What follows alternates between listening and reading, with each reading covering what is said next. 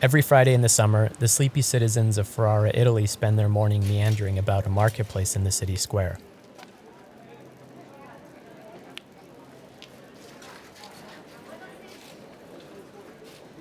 By noon, after the tents and vendors have gone, they will reconvene here for long lunches on outdoor patios and alleyway cafes. When the sun sets, the piazza will refill once more with families on bicycles and roaming couples out for an evening stroll. Midnight will bring groups lively and electric. The piazza will buzz with young people enjoying cocktails and cigarettes, singing folk songs and arguing and laughing. A piazza, which is perhaps the most essential locale of urban life in Italy, is brimming with pedestrian traffic at all hours of the day. That is, except for the late afternoon. Under the heat of the summer sun, the shops and bars close their doors, and the denizens return home for naps in dark apartment bedrooms. The piazza empties, and the sun takes to baking the bumpy cobblestone roads. It is during these torrid hours when the easygoing rhythm of European life turns nostalgic, and exhaustion permeates the yellow air. Wanderers look like strays caught in the floodlights of surveillance helicopters. This feeling is layered onto the canvases of so many of Giorgio de Chirico's paintings, this heavy late afternoon fatigue. What came to him in the autumn of 1909 while sitting alone in a piazza was an overwhelming sensation of convalescence and seeing through the materiality of the world for the first time. It was a moment that he deemed fully inexplicable, a vision that inspired the work titled The Enigma of an Autumn Afternoon and the birth of metaphysical painting.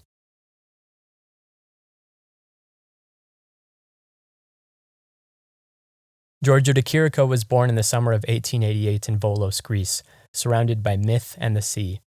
His father was a railroad engineer, and his mother came from nobility in northwest Italy.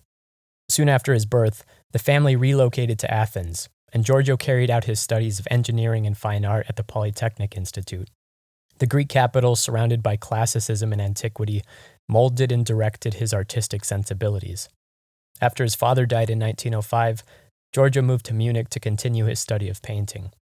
There, he discovered the writings of Friedrich Nietzsche, who became the most influential figure for de Chirico's creative output. In 1910, he traveled south for Florence in pursuit of the, quote, Italian mystery. The moment of epiphany in Piazza Santa Croce marked the beginning of de Chirico's blending of visual art with Nietzsche's poetics.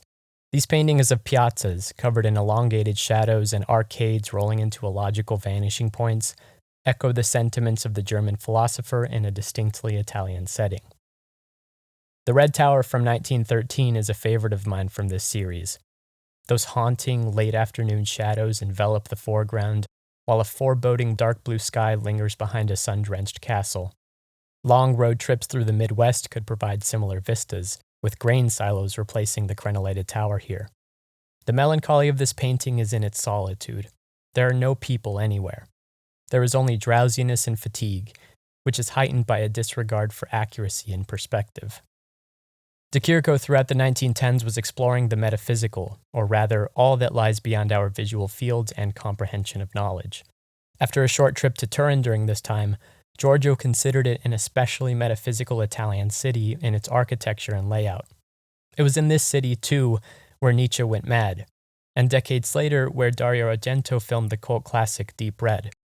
The isolated piazza here provides a dreamlike stage for the mystery of the first act to take shape.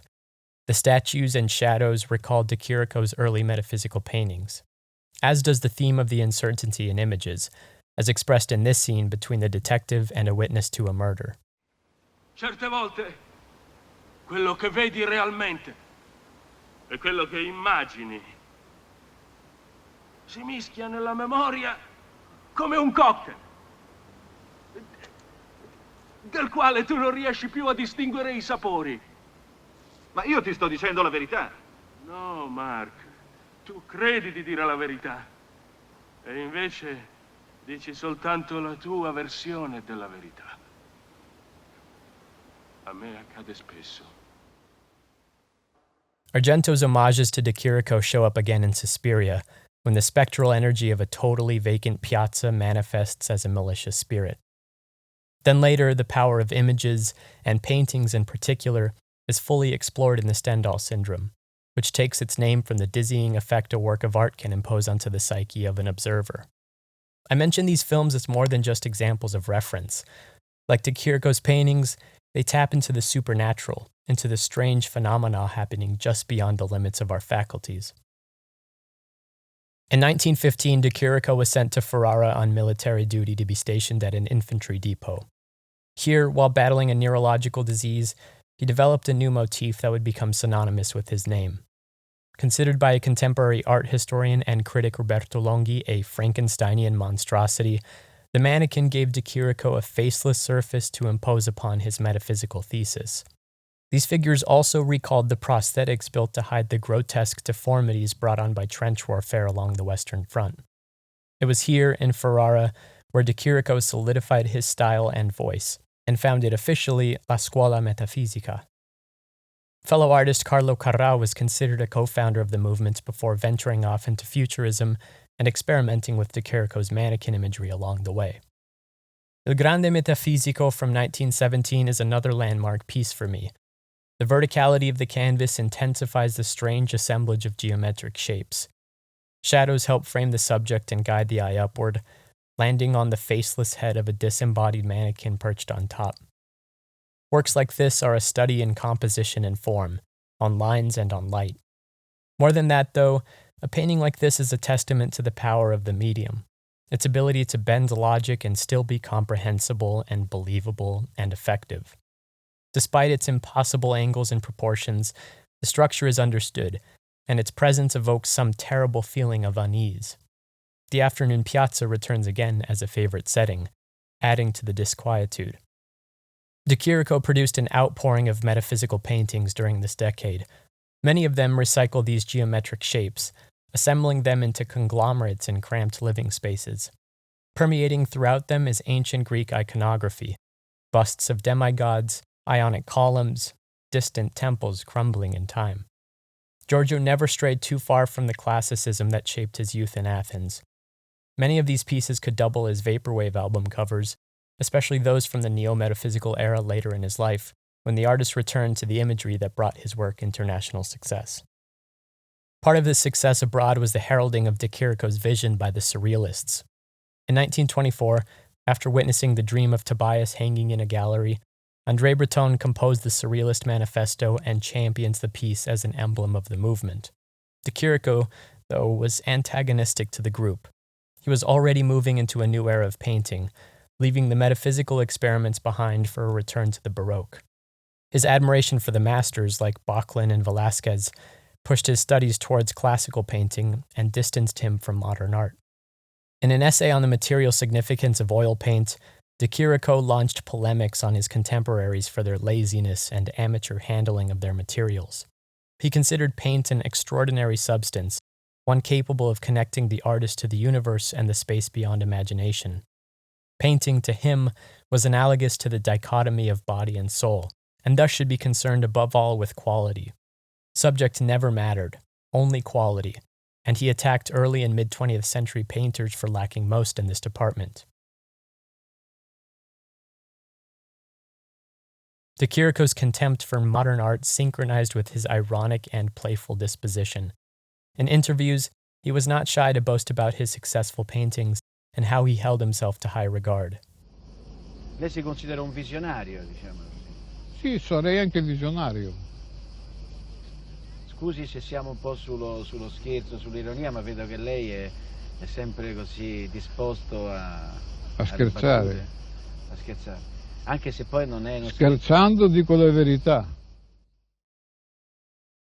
In 1948, de Chirico returned to Rome and settled in Piazza di Spagna. He was 60 years old. Here, in Rome, he would revive the metaphysical motives that defined the early years of his career, this time with more sophistication in his craftsmanship. In response, he was heavily criticized for copying his own work, especially the more commercially successful projects that had since found homes on museum walls. This, and an abundance of false reproductions by amateur imposters, only fueled the critics' fire. In spite of this, and even without achieving technical brilliance, de Chirico's paintings remained enigmatic and poignant in the final decades of his life.